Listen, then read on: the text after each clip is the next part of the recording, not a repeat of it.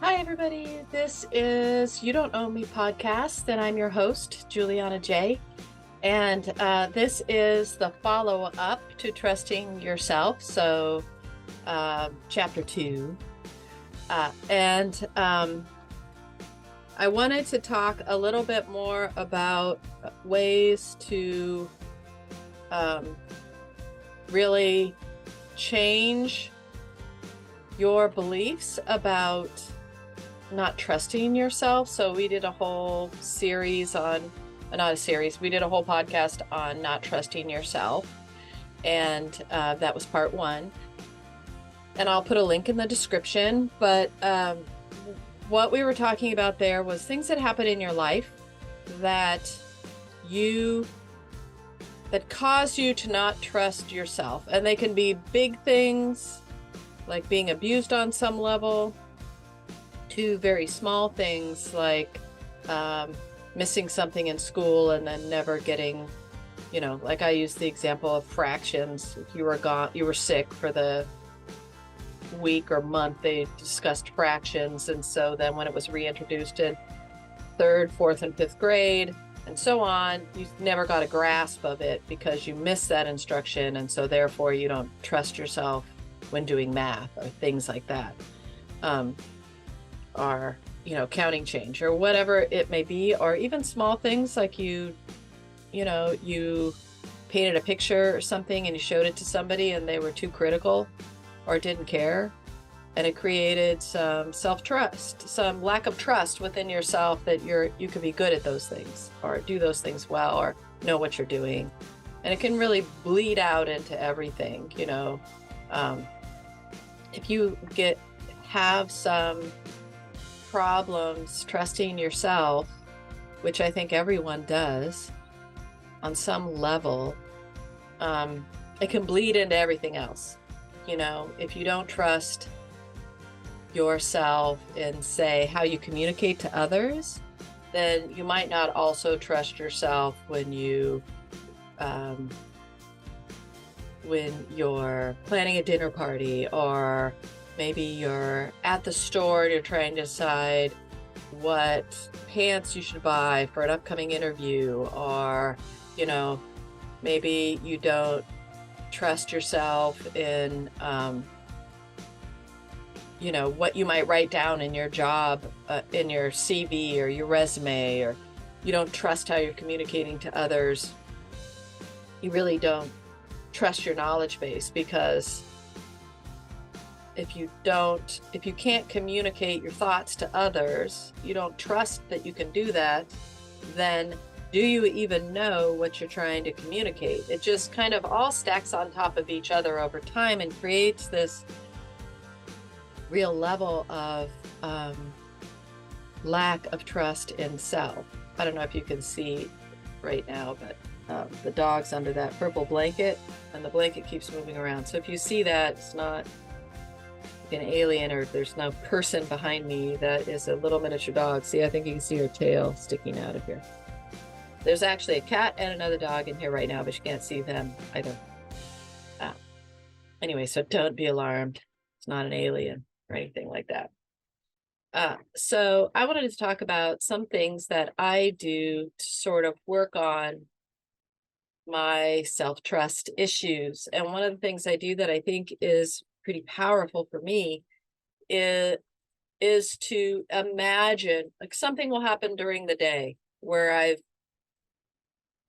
exposed myself as someone who doesn't trust themselves. Usually I've just exposed it to me. While I'm saying or doing something, I realize I don't trust myself here. So that's why this language is coming out of my mouth, or that's why I retreated or didn't say anything or didn't participate, or, sometimes lack of self-trust will stop you from doing things, because I don't trust myself to know what to do here. I don't trust myself. I don't trust my capabilities. I don't trust what I know, all those things. And so when something like that happens to me during the day, I like to role play it in my mind how I would have liked it to happen, to go.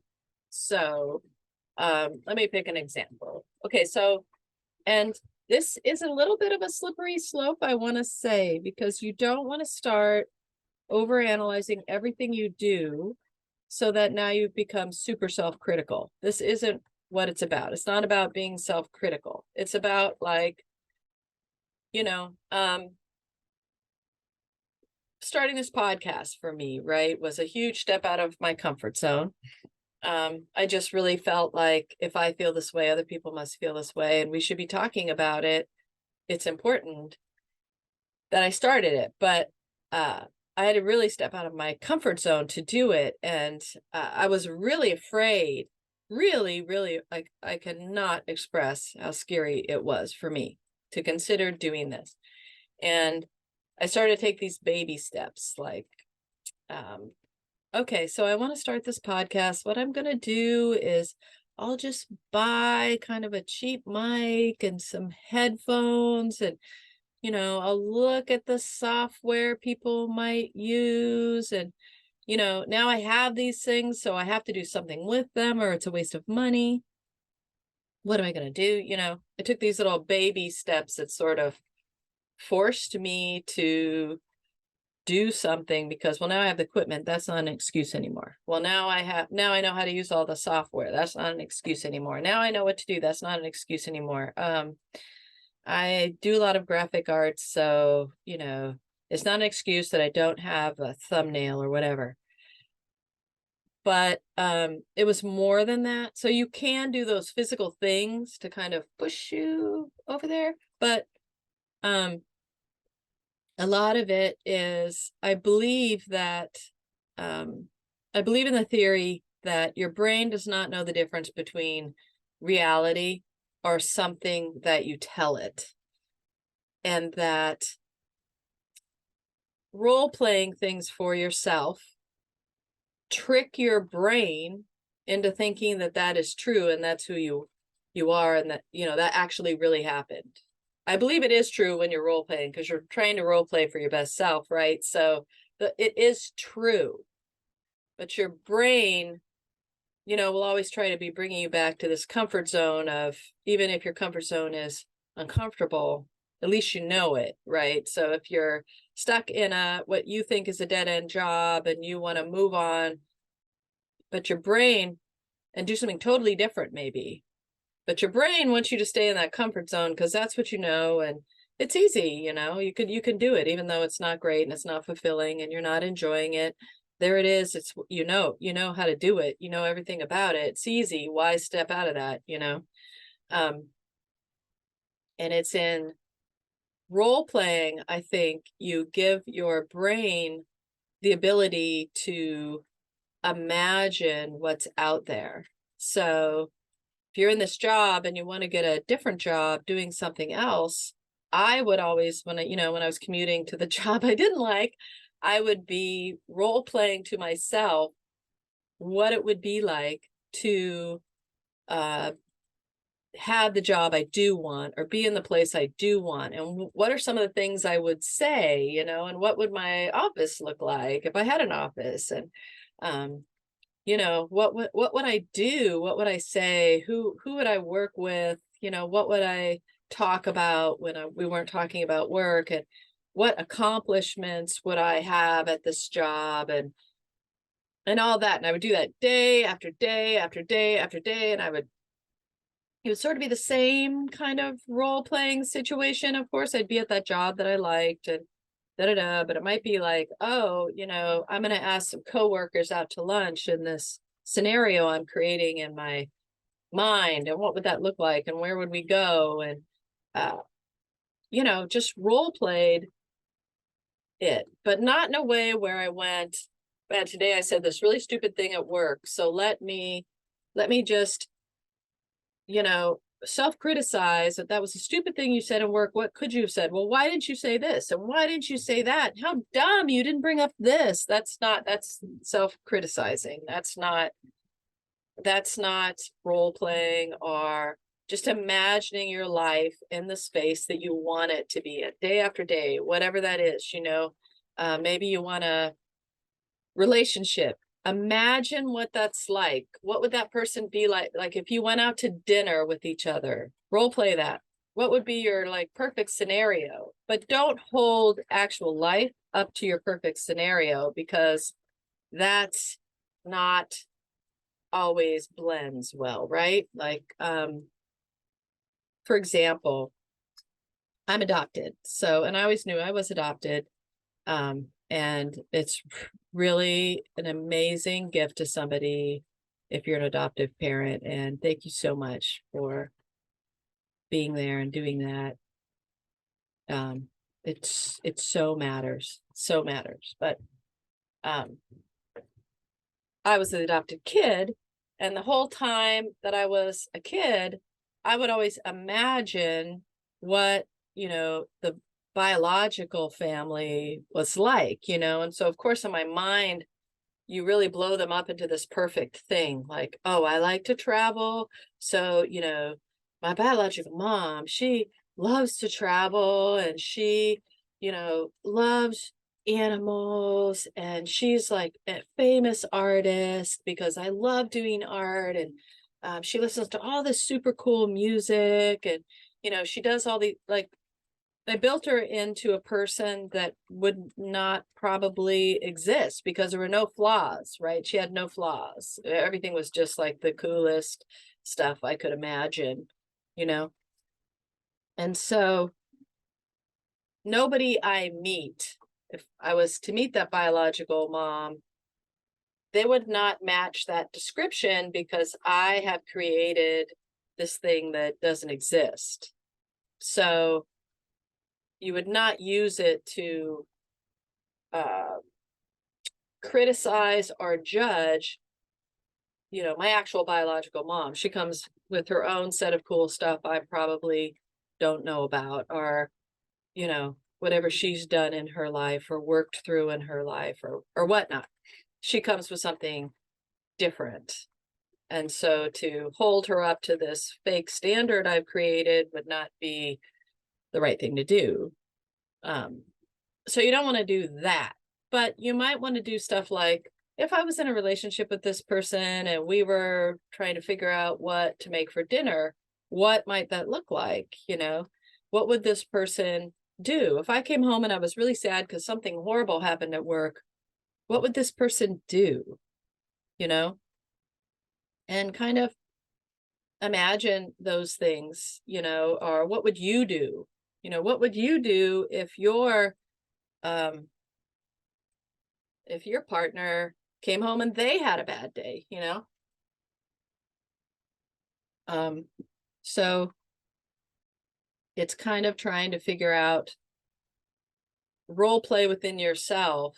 How could you show that you have knowledge and that you trust yourself to yourself? How do you help yourself realize that you can be trusted, and role playing or imagining in your mind is kind of a good way to do that, because, my experience was in role playing for different jobs, I realized I can do those jobs and I am worthy of those jobs, and I do have a skill set for those jobs. And when I, would get those jobs, I would have already role played so much in my mind. It wasn't like I was just sideswiped with things when I went to work, like, oh yeah, I've role played this in my mind about how to set up a meeting or whatever it is you need to do, So there's this role playing aspect, which kind of plays into daydreaming. So a lot of people stop daydreaming because they think that that is a kid's game. Like, it's okay to daydream when you're a child, but when you hit the real world, you need to, this, that, and this, everything's real now. And actually it's not, it's kind of a creation of, it's your creation, whatever you have created in life. But daydream is really, really important. I feel you need to dream about things in order to achieve things. If you can't dream about them, how do you know that that's something you want or you're going to go after, or that it's possible, or that you're capable of doing it? And it's really fun. Daydreaming's like a really fun meditation on something you are, thinking about or dreaming about, like, oh, I'd like to redo my bedroom. Well, if I redid my bedroom, what would I do? That's kind of vision boarding in a way, is also daydreaming. A lot of people do that. It's really easy to do that on Pinterest. While my vision boards are on Pinterest for various things. And, so you don't have to physically cut anything out of a magazine or whatnot, but you can, I do them on Pinterest, and it's just a daydream. It's like, I'm going to dream big, man. I want that. What if I had an orange couch, or whatever. It's just, in daydreaming, it kind of reinforces that things, and you're capable of stuff, and you can create that because you've already role played it and kind of daydreamed about it.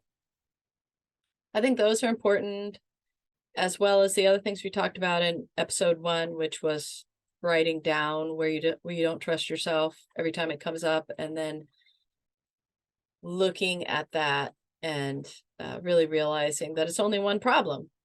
It's not that you aren't good at these 50 things you wrote down. It's just that you don't trust yourself to be good.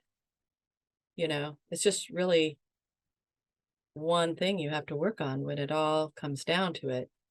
So how, and then what you do after that with it, whether you role play the situation into something where you would have acknowledged to yourself that you trust yourself in this topic, and also giving yourself the grace to realize that no one knows everything there is to know about everything.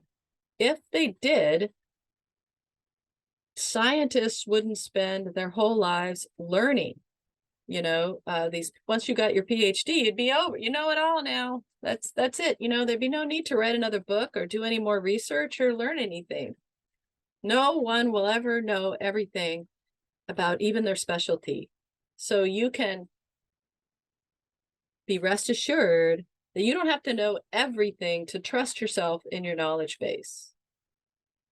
Or trust yourself, like for me, trusting myself that, if some abuser comes to me again and tries to do something bad to me, I can do something about that. I don't just disengage and, I'll come back later after it's over and then add that to my pile of stuff I don't trust myself about. I can actually do some things. Like, I might not be able to stop it if somebody's, trying to attack me, but I can trust myself that I am trying to be as safe as possible. And I was trying to be as safe as possible during that time. We can't always, like, the perfect things, what we wish would happen doesn't always happen. And those are our lessons in life, I guess. My yoga instructor called some of those things troublemakers. So there's troublemakers in your life that you have to, that are there so that you can learn more about yourself and more about where you want to be in the world and how you want to perceive it, and what navigation tools you want to have as you walk through life, whether it be, some sort of spiritual practice or some sort of exercise, or, journaling practice or meditation practice, or whatever it may be. Those tools you use to walk through life, just kind of helps you define all of that, to have these troublemakers. If life was always good, if everything was always beautiful and perfect, We wouldn't necessarily know that because we only know what's beautiful in the contrast of what isn't, you know. So it's all, everything happens for a reason, but we can then realize where we've gone wrong or thought wrong or, you know, used a bad situation to then feel worse about ourselves than we felt before it happened, or to have it be something that's just showing you again and again and again that you aren't worthy. That's not what's, if you're thinking that about life, that's not true.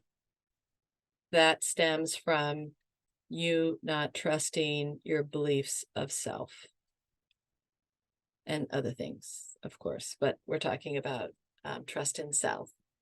So those are a few things that I do, and I try to change. I try to recognize in my brain when I say something that I don't want to say, that I don't do that anymore. I don't say that anymore. I don't think that about myself anymore.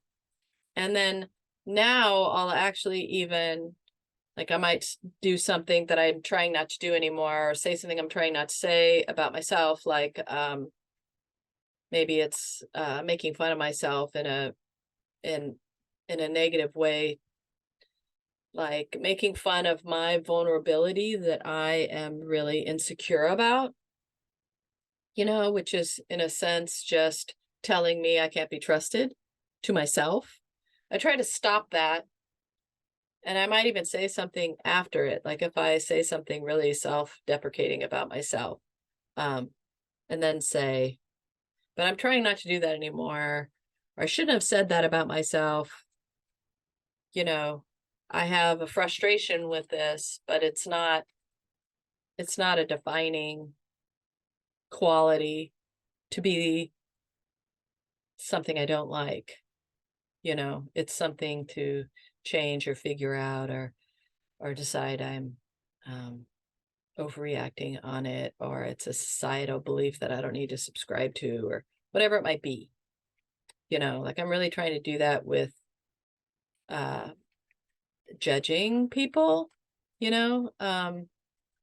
I really, as a survival mechanism, kind of got into that at one point, and I'm deprogramming out of that now. So when I say things, I try to realize that, you don't do that anymore. So you need to say something about that right now because that was wrong. And so I do. I always try to, and I try to recognize it. So, it's hard work. It's hard work to try and trust yourself. And as I said before, I don't think you can't cure that and then you go on and never have to think about it again. Other things will come up where you don't trust yourself. Things come up constantly, all the time, and you have to figure out how to navigate that for yourself, and also how to recognize ludicrous beliefs about yourself when they are, like, this is way over the top. Why are you so mean to yourself? You have to be good to yourself. That's part of the self-love journey people talk about. And there's a lot of dialogue about how do you love yourself? What is that? Love is not, it's not, it's just a notion.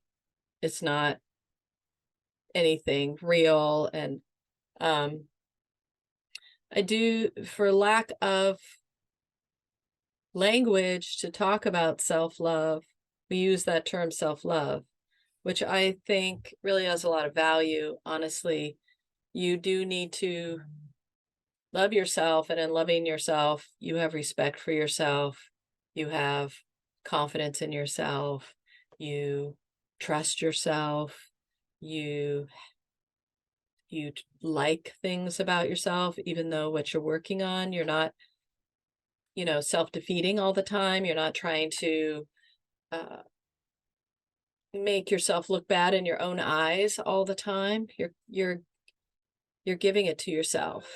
If you feel like I need to check out right now and just go read a book. And then you do that. That's giving yourself a little love, you know? And I think that's really, really important in life. If we don't give ourselves permission, love, if we don't honor ourselves, if we don't treat ourselves right, if we don't lift ourselves up, if we don't try to overcome things that have been challenging in our lives, if we work on trusting ourselves, it's just better, you know? It's a better life. So I think self-love is very, very important, however you define it. I'm waiting for somebody to come up with some word that catches on that means just, for crying out loud, be good to yourself, you know? So I hope you all tell me how it's going for you and what works for you. And as some of you know, we're doing a collab with Social Refugees, which is a nonprofit that deals with their clients or people who are affected by suicide, illness, or death. And it's a suicide awareness / help nonprofit. And so we're doing a collaboration with them, which is 12 months of journal writing, and March will come out soon.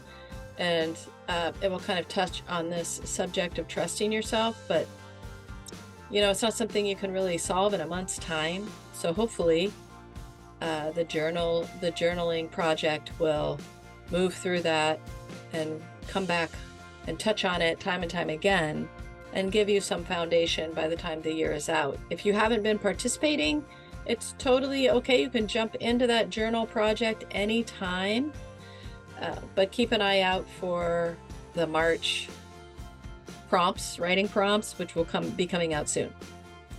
So in the meantime, I love you. I support you. Thank you so much for